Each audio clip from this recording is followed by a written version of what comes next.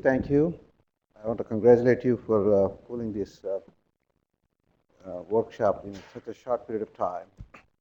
Yes, you've done a great job with a lot of excellent presentations. Really enjoyed. I learned a lot for the last couple of days or so.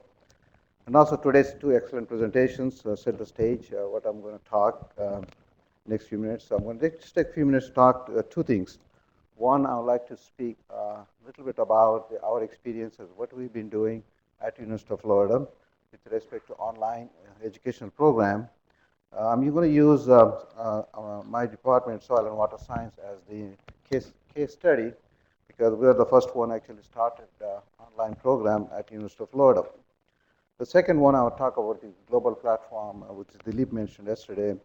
Uh, Through the International Education Center, it's a virtual center, which was established almost a couple, 2 years ago. Uh, in collaboration with ICRISAT. Actually, the virtual center is located here, and also we have an office in Gainesville. So we work together with Dilip, is our key contact who really manages the virtual center here, and I do that in Gainesville. So I'll talk about a couple of ideas, what we hope to accomplish as a part of that global platform. Uh, Capacity building, so I'm going to focus more on just use soil, water, and environmental sciences as an example. Um, Dr. Balsa talked about quite a bit in eloquent way some of the teaching methods, and this what we're going to do in our program is just one example of how we can accomplish some of those ideas you mentioned. Uh, so what we hope to accomplish here is to strengthen and enhance the knowledge transfer learning materials. Uh, Mainly, some of these ideas came up as a part of that Agriculture Knowledge Initiative project we had about 6 years ago. It started in 2003.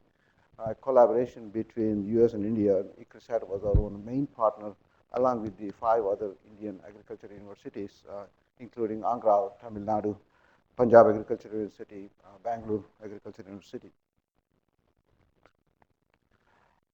What we feel the kind of program we developed, especially online education program, we feel it's a fairly successful program.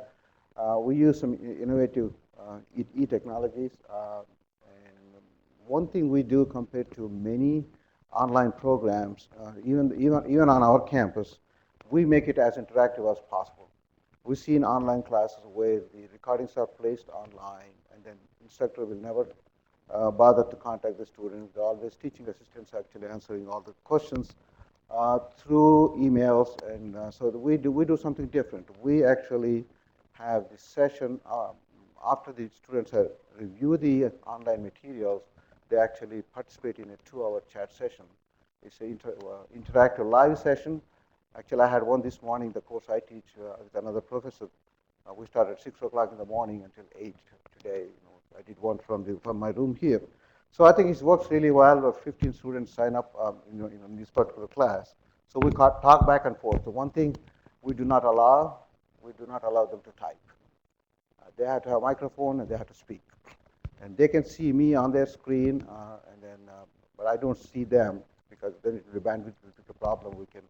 Everybody has cameras, so we try to avoid that one. I think Dr. Murthy is here. When he was doing research at Andhra, and he took some of the online classes. He's a University of Florida graduate and taking classes from here. And we have another student working with Sohaswani. She also took classes from here. So we do have educational programs. We have graduate program, the Masters in Soil and Water Science with environmental sciences emphasis. And also we have undergraduate program in environmental management. And then we also kind of got these certificate programs. I'll explain in a minute. And then finally, and I'll talk about a little bit about the short courses, which is one of the emphasis of the International Education Center. The reason we had to do distance education at University of Florida, state of Florida is one of the large state, fourth largest in the country, with almost 17 or 18 million people. Maybe Indian standards that may not be that high, but it's just for U.S. standards that's pretty high population. In Gainesville is the only university in Eastern Florida, the only land grant university, which offers all the agricultural natural resource programs. And we have 11 other universities offer other programs, but they do not offer in agriculture.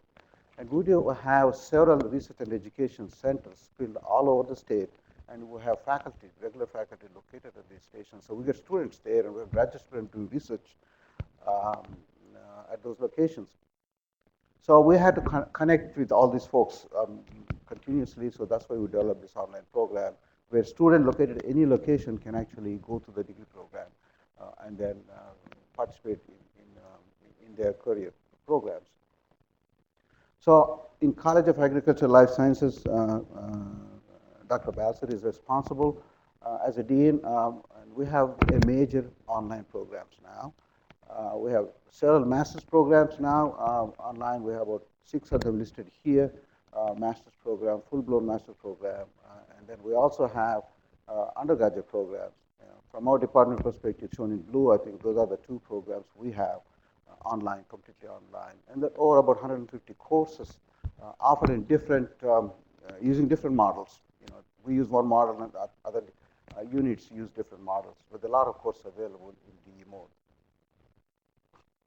The tracks we have online, which we support from our department, is obviously the soil and water science, which is soils and water first, and then we have environmental science track. And also we started a new program called agroecologies. So agroecology program just started, initiated this fall in 2012, jointly with the agronomy department. This is also completely online right now. Certificate programs. So we created as a part of this regular degree programs.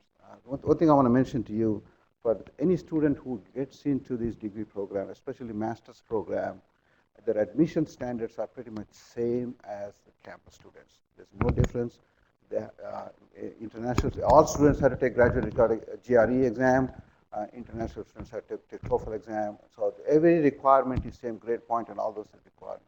So they apply to the same graduate school, and then they need to just indicate that they want to be in an online program. So we don't compromise quality, and the quality is exactly maintained as much as the student is on campus. We started some professional certificate programs we offer. These are online as well as taught on campus. These are non-degree students. They don't have to take graduate GRE or anything to really get enrolled. They need to have an undergraduate degree so they can enroll in these programs. A lot of students use this path. So they see whether I like this program or not, so they enroll in certificate program. We may have about 100 students taking the certificate program in different topics. The last one, soil, water, and public health, is not completely done, so that will be online next year. But our other 4 certificate programs are already online. E-technologies we use a course management system. Originally, we had our own department actually develop its own course management system. Credit goes to one of our technical staff, Brandon Hoover. He's done a wonderful job, and we use that quite a bit. And then universities contracted with the Sakai. Now everybody is using Sakai as the course management system, so we migrated all our course materials into Sakai. For online communication, we use the Adobe Connect platform. If there's any better platform, we'd like to know. Adobe Connect, where we can record lectures, and then we conduct chat session in synchronous mode. It works very well, and we bought about 100 licenses for Adobe Connect, and then that way 100 students can take their class at any given time. And we do have virtual computer setup and virtual labs, computer lab, where, for example, the GIS or the modeling classes, geostatic classes can be taken by, and student can log into the computer from anywhere in the world. I think actually go to use the resource available on that on the shared drive. And then we have the equal learning system. It's RLO system developed by one of our faculty, Sabina Grunwald, and she was here a few years ago, and this came out from that joint project we had, a part of the Agriculture Knowledge Initiative, and that was a thrust of that project. And then jointly with the ICT and 3 other universities, we developed that RLOs. So here's an example. You would see the recorded lecture. This, of course, I teach with another professor. So I'm teaching here the phosphorus cycle in wetlands and aquatic systems.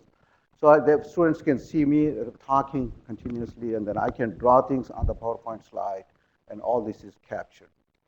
Uh, and that's the way each of these modules will be, for a phosphorus module, will have about 15 short lectures. And each lecture will be about 15 minutes or so. So 15 minutes, because I don't want to watch a video for 1 hour. So I decided if I can't watch it for 1 hour, so I want to split that into smaller bits. So I did about 15 minutes, the 4 or 5 lectures in an hour. I can watch and I can turn it off whenever I want. So we kept everything in these short lectures. Then we do the chat session. Chat session I was talking about, the one I had this morning looks something like this one. So in this case, the instructor is talking to the students. The several students logged in. You can see some of them have microphones. And then also we introduced the tablet PC added on. So we use tablet PC where we can write equations. We can write equations and explain to the student just like you would explain on the chalkboard. And then some people actually even text, you know, they always have complained that my microphone is not working or something, so they always type. So we try to avoid as much as possible typing, because that slows everybody a little bit. So these are the undergraduate courses we have. This is not the completed list. Actually, this is the older list, and I didn't get a chance to update this one. And all these courses are offered online for undergraduate level. And then we have a big list of graduate courses offered, and then few more came in online now.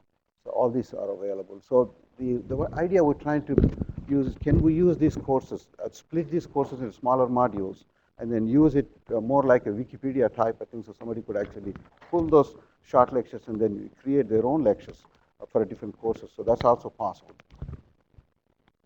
So with that, I think that is what I talked to you so far is the online program.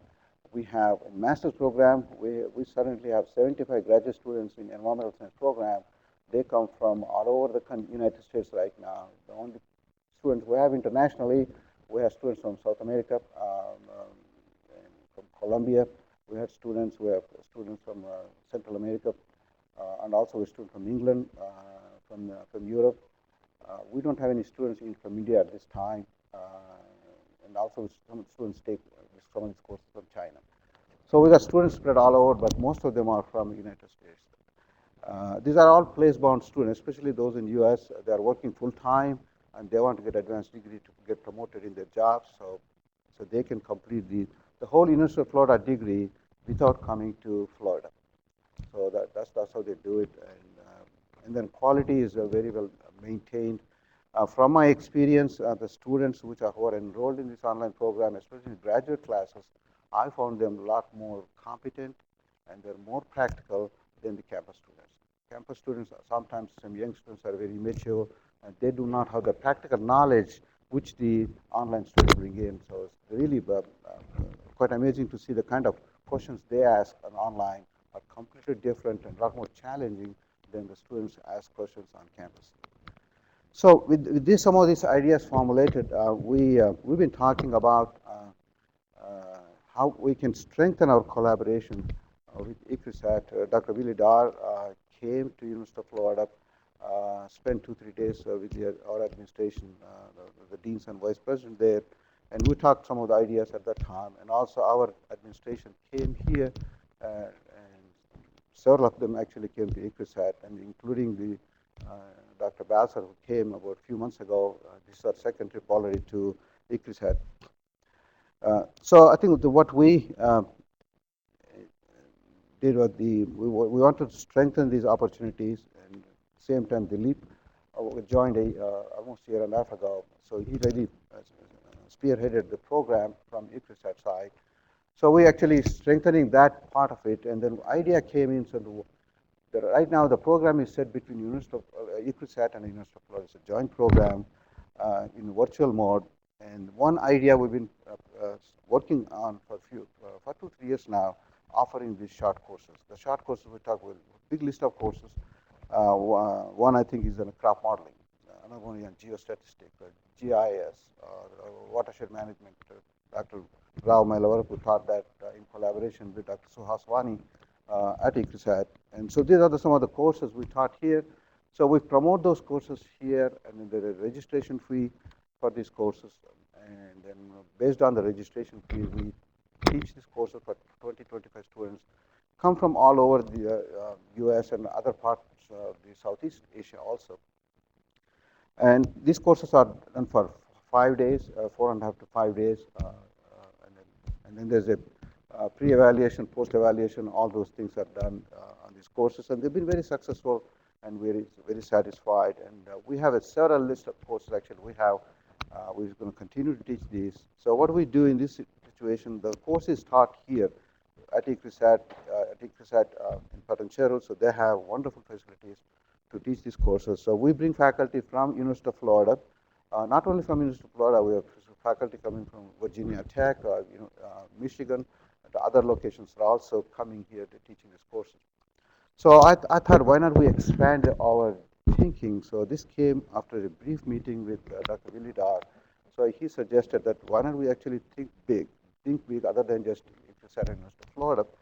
So now our thinking is to invite select universities, maybe from India, from US, some organizations who have genuine interest in online programs and commitment in online education, and then bring them together, and then develop these courses in a way so where we can actually share our knowledge and expand our capabilities. So that's the idea we're talking about right now. So we hope to have, I believe, the next workshop maybe possibly in US, and then there we're going to discuss about some of these ideas for the follow-up workshop. Yeah, follow-up workshop for this one. I think we'll probably discuss some of these ideas, how to expand this into global platform. So two ideas. One, I think, is the on-site courses, where the faculty goes to the site, but now you don't have them in ICSAT. It could be NAM, it could be in Embrapa in Brazil, or it could be in Manila in Philippines, or they can go anywhere online, on-site to teach these courses, as long as that host institution actually support that course. And then convert these materials into online, where you can record these lectures like we're doing now maybe, and then put them online, and then maybe make them available to the groups of people. So this is what we accomplished so far.